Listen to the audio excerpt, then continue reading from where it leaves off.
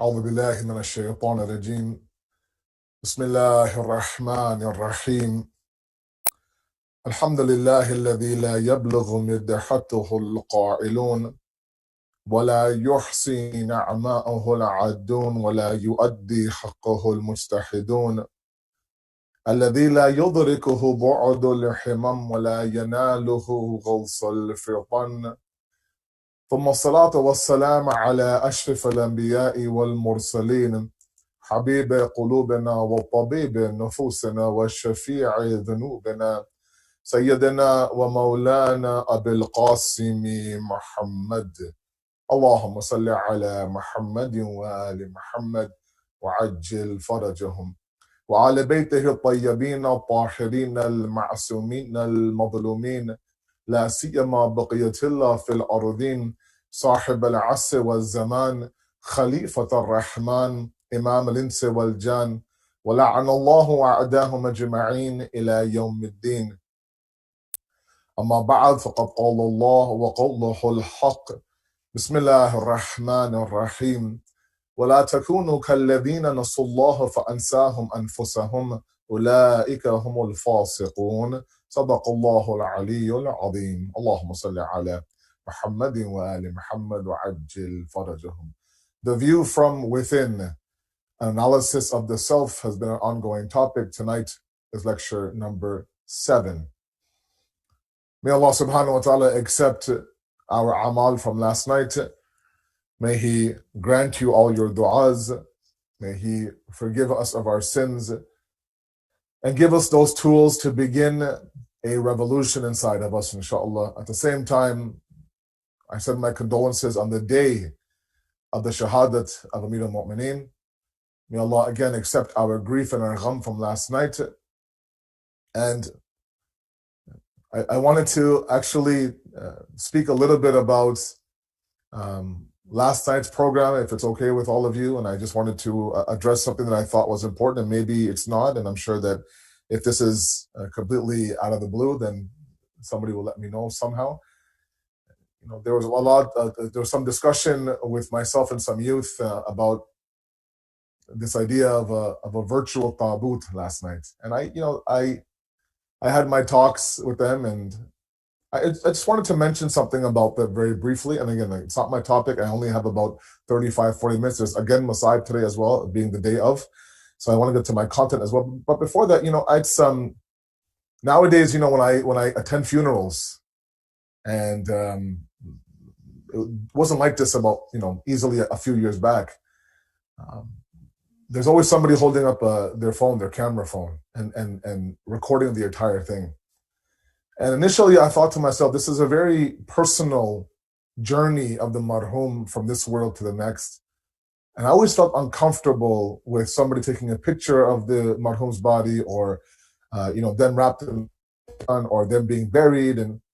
But then I thought to myself that, what, they're relaying it to people in India, Pakistan, or the US, or different cities in Canada, maybe someone who can't even come in the same city, but they're too sick, and they just want to be part of the funeral. And I thought, what, that's actually very beautiful. It's actually very nice. And I know that some people who weren't able to make it, like, for example, just recently I was at a funeral, and there were some people that I knew that were related to the marhum that were in the US. And they actually messaged me that thank you, Milano, for conducting the funeral rites of my uncle or my family. It felt like we were there with you, in the talqeen and in the salat and in the burial. And they thought to themselves, just because I can't be there with the mayyat or the taboot, at least this is the best way that we can do it. And for the longest time, I would always question the idea of a taboot. I never quite understood it for many, many years, and then kind of, it hit me, and I now realize there's beauty behind it. And it bothers me when some of our youth don't get it. And I don't blame them. Obviously, I'm not mad at them. God forbid. But it bothers me. They are deprived of that beautiful culture. That let's not forget that had we been there in Kufa last night, when Amir al-Mu'mineen had left this world, and had we been given the ijazah and the permission to not just walk with his mayyat, but carry it on our shoulders. There's not a person right now listening to me that would not do that. Imagine carrying the coffin or the mayyat or tabut of your first imam, and being part of that. When someone close to us, when our own father, like my father in Marhum passed away, it's been several years, but the one thing that gets me through this idea and this tragedy is the fact that I was there every step of the way in the ghusl khana. He was my very first ghusl, and burying him and carrying the coffin, let's say, on my I could just say, I could say, you know what, I was there every step of the way. My heart breaks for those people who lose their mother or their father, and they're on this side of the ocean, and their mom and their father are on that. It's very hard in ghurabat to do that. In Pardes now, it's very difficult. So if we were there in Kufa, we'd be right there beside Imam Hassan, Imam Hussein, and the ashab carrying the coffin towards the grave in Najaf. So this tabut is just symbolic of that, right? And I just wanted to recognize, first of all, the program directing team and the IT team. You know who you are. You could tell they put forth all of the proper arrangements. They followed the law in Ontario. There's only 5 people in the room. They all had masks on, and they still upheld the beautiful culture of that tabut to say, you know what, even though we're not there in the masjid, at least through my screen, through my device, it felt like I'm walking with the tabut of Amir al-Mu'mineen, symbolically, right? And had the actual mayyat, had I been there with the actual mayyat, then I would have done the exact same thing. I think it's a beautiful thing, and I think that it was very well done, and I applaud, and may Allah accept the efforts of all those people who put forth, not only the ones who lifted the tabut, but the various camera individuals. There's a lot of effort being put down to bring these programs flawlessly into our homes. May Allah accept your efforts and your gham, and may Allah give us no gham except for the gham of Ali Muhammad, inshallah. Allahumma salli ala Muhammad wa ala Muhammad wa ajil farajahum. We've been talking a little bit about the self, and we've reached a point in our discussions now where we have to identify those elements that are looking to destroy the self. And remember, my example throughout my lectures, and now, 8-9 nights left, now until the end, is the fact that this self of ours, us, the I inside of me, is a vehicle towards Allah subhanahu wa ta'ala. It is that wasila, right? It's a transport that I'm supposed to take towards Allah. It is the same vehicle that will carry me forward through this grave, through the barzakh, and onto the day of judgment. So I have to now understand what the I is, what the self is. And on top of that, identify those factors that could destroy the I, and those factors that build the I. And because we're going through a takhliya process, and I defined that 2 nights ago, takhliya is that process in the backyard. First, before you grow your garden or you plant your vegetables, you have to pull all the weeds out, remove those blockages, remove those barriers of growth, and then now plant the seed and watch it grow. Same way, if we want to build towards Allah, fly towards Allah, gravitate and ascend towards Allah, we have to identify the weeds, identify the roadblocks, identify those anchors, and one by one, remove them. Otherwise, it becomes a very frustrating process. You dig the backyard, you grow, you water, you plant, you watch, nothing happens. Why? Well, because the elements weren't there for its growth. Same idea. I'm trying Asad Bahai, I'm trying Malana, I'm trying Sayyid. It doesn't work. Forget it. It's not for me. Well, the process was flawed, right? And so in the past 2 nights, we talked about 2 specific weeds inside of us that are stunting our growth towards Allah. One is this negative pessimism inside of us that I can't do it. We begin to suspect Allah and think, maybe He doesn't want to see me succeed spiritually. And last night we talked about Ummul Fasad, the mother of all internal corruption, being the ego. We talked about the ego of the faithful, right? Not the ego of those who deny Allah. These are people who believe in Allah, who worship Allah, who act on Allah, and how Shaitan infiltrates into their acts and allows them now to actually believe that they are somebody. I am somebody because I've done a few mustahab acts in this world. Now, building on top of that, this Ummul Fasad, one thing that is born from the ego is the fact that we now become intolerant towards our own faults, okay? And very much aware of the faults of others. So we go through what's called the Aib Jui in Farsi. We begin to pick the faults of others and find the faults of others and look deeply and spend a lot of energy finding the faults of others. It is a massive problem inside of our families, inside of our communities. Now, let me, first of all, speak about the fact that, yes, in certain areas, in certain relationships, making others aware of the deficiencies and the faults that they have is actually beautiful. And I'll present to you a few hadiths. It's actually recommended, right? So if the person in front of you is listing your faults or making you aware of your deficiencies, then you have to identify, number one, the niyat of the person in front of you. Now, sometimes that can't be done. Sometimes it's very obvious.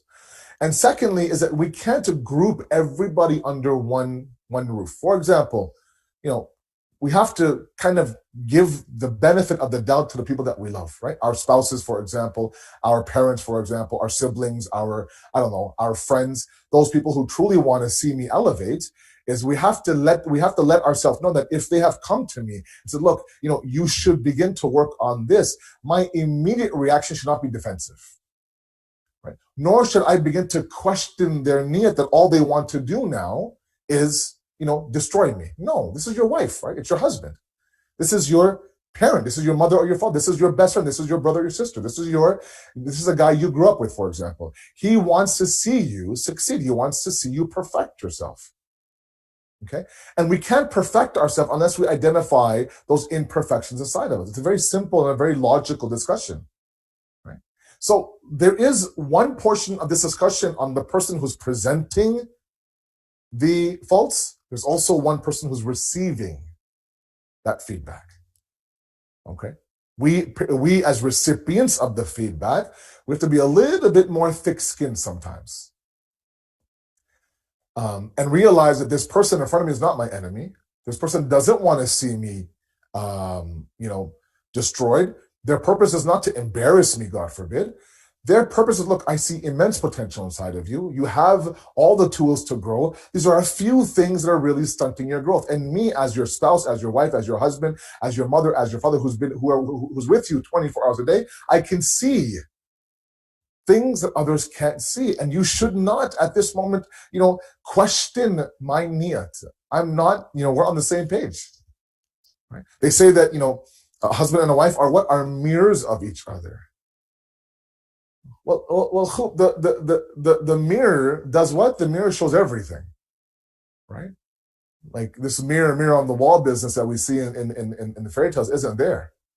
That doesn't just, you're the prettiest of them all. No, it's not like that. They'll actually show every scar, every pimple, every, the fact that you haven't had a haircut in 2 months. I really miss my haircut, right? All these things there, it'll show you because that's what a mirror does. Yes, it'll show you that, you trimmed your beard so nicely today, like I did. You see that? It's all lined up very nicely. It'll show you that. At the same time, it'll show you everything. That's how a spouse should be. Now, the hadith says, Imam Ali is a beautiful hadith. Alayhi salatu wasalam, Allahumma salli ala Muhammad wa ala Muhammad. He says that the most beautiful person in your eyes, the most admired person in your eyes is the one that presents your deficiencies to you as a gift. Look, we give, it's such a beautiful Islamic discussion. We give these gifts to people, whatever gift you might give, right? We give the gift with the hope that they might, number one, be happy about it. Number two, they might use it. They might benefit from it. Right? There's nothing better for me, at least, when I get a gift that's useful for me, right? That I can use right away. Oh my God, I was dying for that. This is exactly what I needed, and I'm just so happy I'll start to use it, right? Imam Ali says that sometimes, depending on the person now, sometimes, that person that presents your faults to you as a gift, that means that there is a certain way of presenting the faults. That person should be admired in your eyes. Another hadith says that when Allah subhanahu wa ta'ala falls in love with somebody, listen very carefully. I'll tell myself to listen very carefully. When Allah subhanahu wa ta'ala falls in love with somebody, the immediate reaction and the effect of that love is that He makes them aware of their own faults. Why? Because that love is forcing him, that love is making it compulsory on him to make sure that the one that he loves is perfect in everything that they do. Everything that they do. So if my niyat is to perfect the person in front of me, then whatever comes from them has to be looked at as good and khair.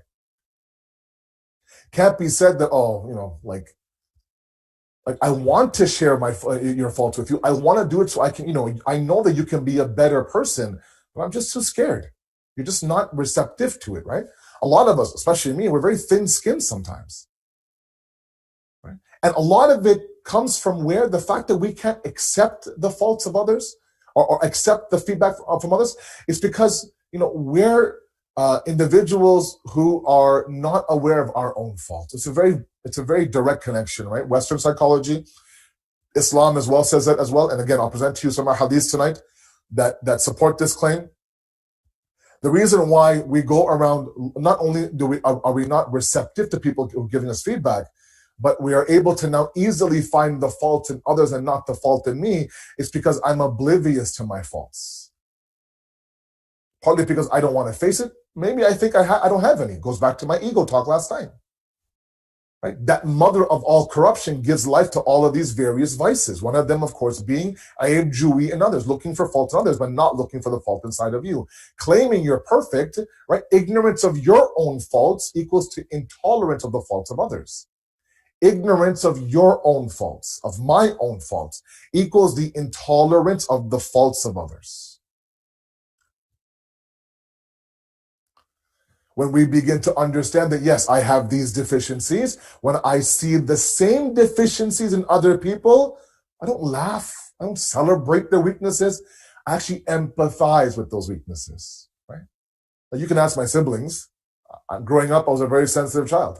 Some claim I still am, but I was a very sensitive child, very sensitive child. I was one of those annoying kids who, had to have, I had to blow out the candle at my cousin's birthday party, If there was like, I still remember my siblings had their first Rosa Kushai, okay? They had their first, celebration. Like I wasn't even baligh then, right? So they had just finished their first Rosa Ramadan in our house. We had a little bit of a celebration. Oh, my brother and my sister now began fasting the month of Ramadan. I was not even baligh. It's not even a wajib on me, but somehow there's pictures of me sitting there holding my pinky, crying in a corner. Why, when will it be that it is my Rosa Kushai? To the point where my family, I just feel embarrassed telling you all this, to the point where my family would have to bring another gift for me, even though it has nothing to do with me, just because I was sensitive. Now, that was back then. Now, but because I'm fully aware now that how hypersensitive I was, and maybe somewhat I still am, when I look at a 12-year-old, 11-year-old, 10-year-old who's also hypersensitive, I empathize, I sympathize. Because I now am fully aware of the fact that, I was a very caring and loving kid, as they would say. That's a better way of saying it, right? But that's what happens when you become fully aware of the fact. Right? When you are ignorant towards, ghafil, heedless towards your own aib and your own faults, then of course the world is filled with faults, and that's all you see is the faults of others. Right? But the reality is that it's an inside-out process. Because remember, everything I'm saying right now, it's not easy, guys.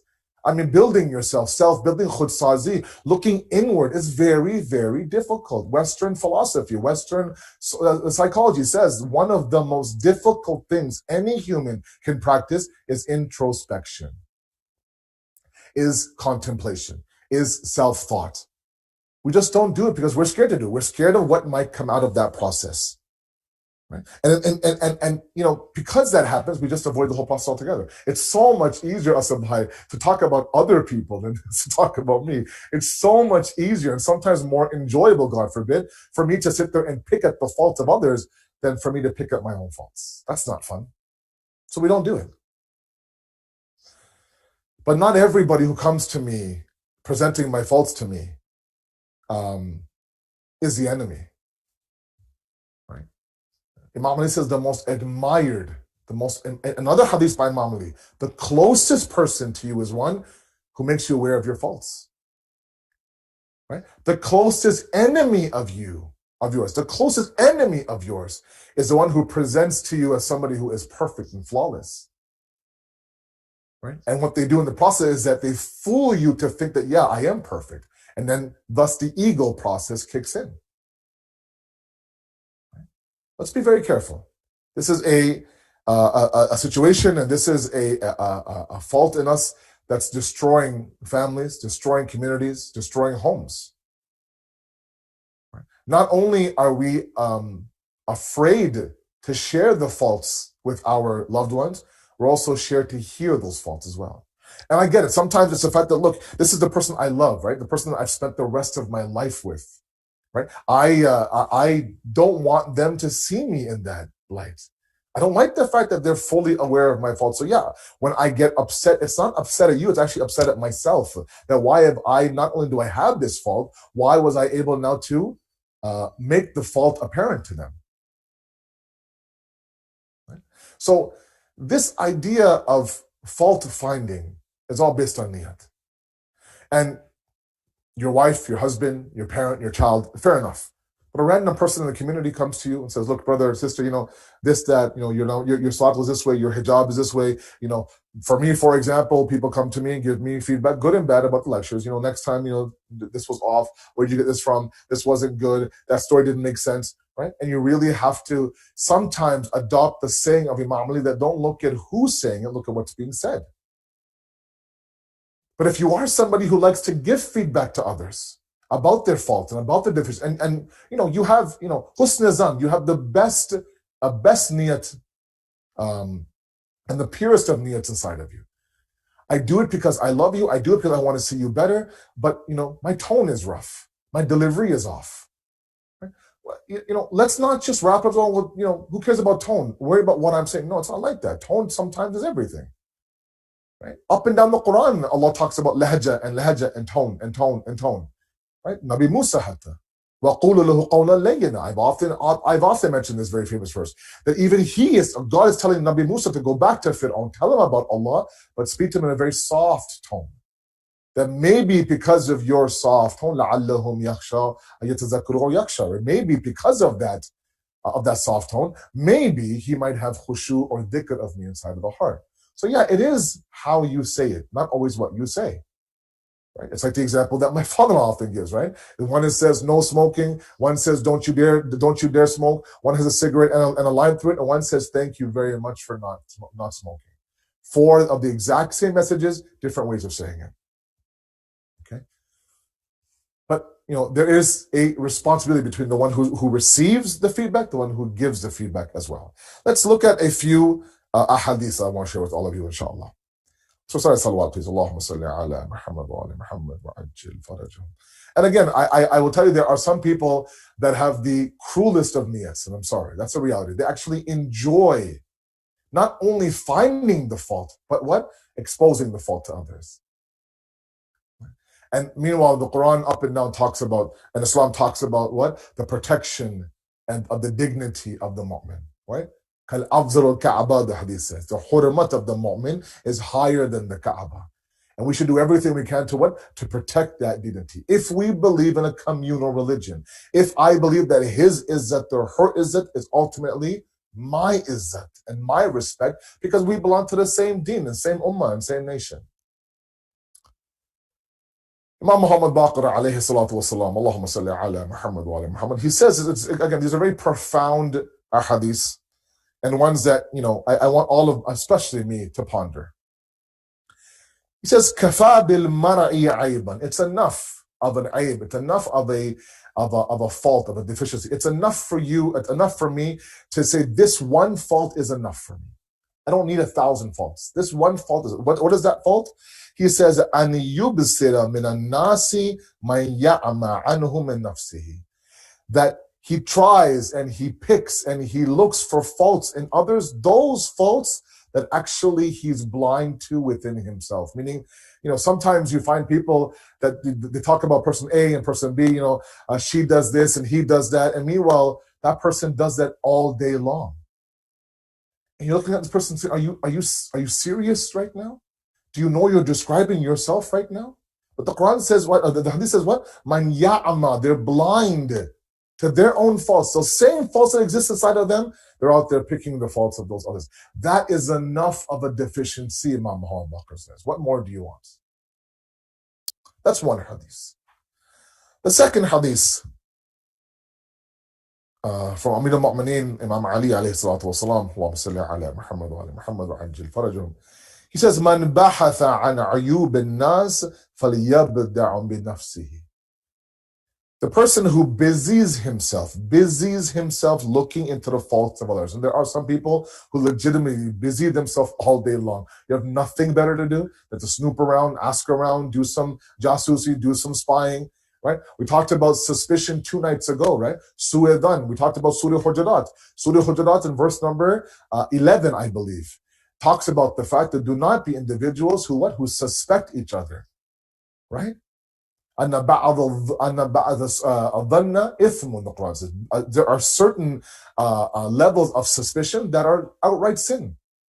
Because that suspicion leads to what? Leads to jasusi, that you just end up asking, not spying inside someone's house, but spying into their lives. Meaning that, you find out, okay, what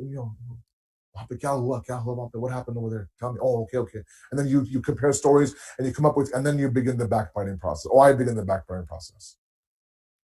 All begins from the idea that we become obsessed with the lives of others. Why? What is the obsession with how other people live their life, how other people present themselves? Right? This person is, oh, look at her, look at him, he's everywhere, just sit down, why? Just worry about yourself. Like I said, sometimes when I go see some married couples, right? Sometimes they ask, just come by and kind of help us out and, maybe listen to us and give some advice. Sure. So I go and, it's amazing how, and I think to an extent it's human nature. We become defensive, right? It's amazing how one spouse has all this advice for the other spouse, and that spouse has all the advice for this spouse. But when I asked him, what are you gonna do to fix this marriage? There's crickets. It's silence. Either you think that I don't need to do anything. I've done everything. What more can I, or you don't know where to start, or you've never been asked that question. Or if I ask people, and I tend to do that, I go, what will your husband tell me about you? Or what will your wife tell me about you? Well, he might say this or she might say this. He says the one who busies himself looking into the faults of others should what? Should start by looking into the faults of his own self. This is a communal movement. It takes a village for us to fix ourselves. Right? And we have to stop looking outward and begin to fix the inside. And we need help in doing that. The Prophet says that the worst person to consult with when you're trying to build yourself and rid yourself of any deficiencies is yourself. Profound statement. Why? Because, either we are too hard on ourselves, where I am useless, I'm worthless, I'm hellbound, or we're way too lax on ourselves. That I'm Mr. Muttaqi, I'm everything, I'm better than 1,000 people. For sure, there's jannats for me waiting for me.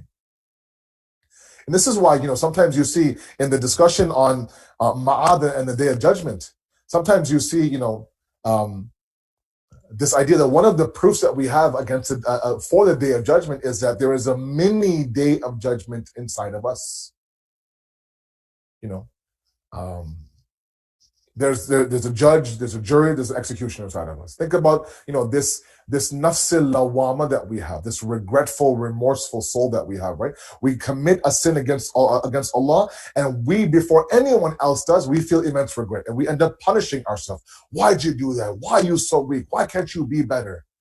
Right? The judge has already laid down the sentence, the jury has already found you guilty, and you are also the defendant. So you're all in one. That's a little bit of a qiyamat sughra inside of you, a little small Day of Judgment. The problem with that is that it is not based on justice. It's based on what we believe to be our version of justice for our own self. So either it's the fact that we make a mistake and we beat ourselves up over it, that I'm zero, I'm worthless, I can't even pray salat, what's the point?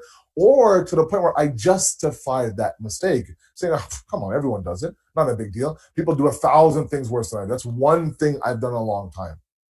Either one is wrong, right? So we need that actual Day of Judgment to truly, based on God's adalat, to truly go ahead and administer whatever justice that needs to be administered. My point is that we need outside factors to help us grow on the inside. Don't push people. I'm not talking to myself here, as I always say. I'm the first one. Don't push those people away from you that really, truly are looking to help you. If you can, look beyond their tone. Maybe they don't have the lovey-dovey words that you're looking for. Wrap it in a nice bow, this and that. You ever see? Sometimes the wrapping is worth more than the actual gift is inside. Right? So sometimes people like me are just stuck on the wrapping. Look, tear open the wrapping. What's inside the box is more important. I'm like, no. Where's my bow? Where's the way you wrapped it? It's okay. This person inside is the actual matlab and the content. That's where we have to truly focus on. And thank that person. Imam says that they're presenting a gift to you by telling you your faults. How many of us can bardash that? One person beside me in Jamaat says, I don't know if your sajda was, who are you telling me about sajda? I've been doing sajda for many, many years. Myself, Baba, I'm just telling you as a brother of yours that maybe you can try to flatten your palm during sujood. I know my sajda. Don't worry about it. It's like, okay.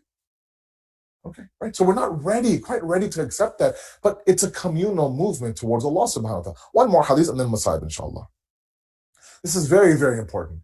And it goes back to, remember I talked about that 2 nights ago, that the hadith says that the individual who is ahle rayb, who's constantly in doubt, constantly suspicious, always negative, if you spend your time around people like that, fahuwa murib, the hadith says, you become like that. You become like that. You just become suspicious and negative. Always, everyone is zid sawal. Everyone is under question. This hadith also says the exact same thing, but in a different way. Again, Imam Ali, alayhi salatu wasalam, we are blessed with his words on the day of his shahadah. May Allah allow us to apply these words in our life. He says, Iyakum wa ma'ashira. He goes, I warn you about keeping relations with who? Mutadabbi'i uyub an-nas, about people who constantly look for the faults in others. Why? He says, فَإِنَّهُ لَمْ يَسْلَمْ مُصَاحِبَهُمْ مِنْهُمْ, because you yourself will not be spared by them. Allah, you won't be spared by them. And another related tradition, he says, the one who talks to you about others will talk about you to others, Imam Ali says. Same idea. The one who constantly finds faults in others and shares that with you, the tus inside your ear during the majlis. Now, person's in your ear, you're trying to move up in your ear, oh, look what she's wearing, look what he's wearing, oh, look who showed up, blah, blah, blah. Oh my God, I can't believe, did you hear about his house and his kids and that divorce? And then you think for a second that they're not going to turn around and talk about you. No, Imam says yes, they are. Absolutely. Absolutely there. He warns us for that. Let's be very careful. Let's not surround ourselves. Goes back to what I always talk about is avoiding a toxic circle of influence. My youth out there, my young guys out there, pick and choose your boys properly. Pick and choose your sisters properly. Surround yourself with the right people. I don't care if it's 5 people, 10 people, 1 person. Do not be those individuals who surround themselves with people that when you're with them, the shaitan comes out inside of you. A perfectly good mu'min, a sister in front of you, now has become somebody that you know every fault of theirs. A perfectly good brother that you thought was a good mu'min brother, a great guy, he's such a good-hearted guy. I said, you sat with a couple of guys and now you know everything about his life. And now no longer is he this pious, soft-hearted individual. Let's be careful. Let's understand that those individuals who do bring our faults to us and have the right niyat, and like I said, loved ones around us, accept that as their way of helping us, perfecting us. They see things inside that maybe we are blind to see for ourselves. May Allah protect us and may Allah guide us on this path to first of all examine the faults inside of me and then work to inshallah build that and correct it. Just a few lines of musibah, as today is the day of the shahadat of the Amir al-Mu'mineen. And this is the day that I always recall one story that always breaks my heart. Imam Ali now has been buried in Najaf. His ghusl was taken care of. And it was carried out the exact way that he had told Imam Mushtaba, you carry the body from the back, the angels will carry it from the front, and you'll go until you reach, a place where the angels will lay down my body, remove the dirt, and there you'll see a grave. I mentioned in the Amal last night that one of the groups that were affected by the Shahadat of Amir al-Mu'mineen were the orphans, the widows, the faqirs, the miskeens, those who were less fortunate inside of Kufa.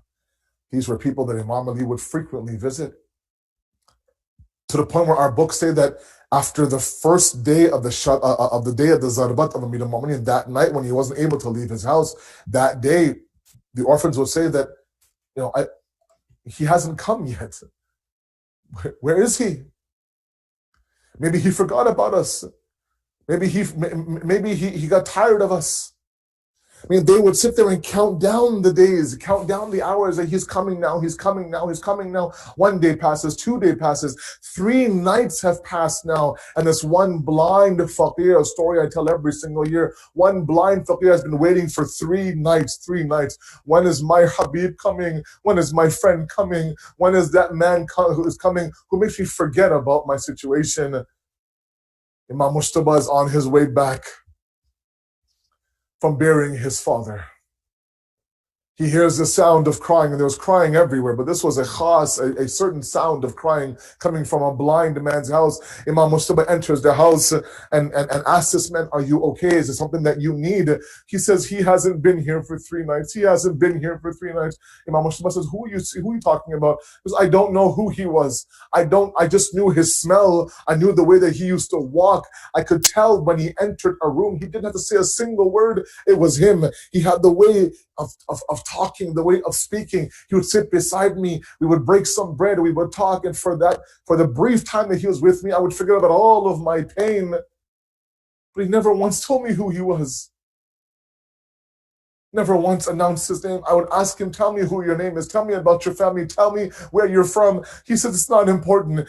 Just know that I am faqir like you're faqir. I am gharib in this world like you are gharib in this world. If you are lonely in this world, then I am also lonely in this world. Let's be lonely together. I'm here to accompany you, give you company. Don't worry about all these things." Because he knew that the moment that this man found out that this is Amir al-Mu'mineen, the Khalifa of the time, that he wouldn't allow him to sit with him. He goes, "Look, let me sit with you. I also am enjoying our time together." Imam Mujtaba, now hearing this story, he begins to cry. He says, "Hey, faqir, this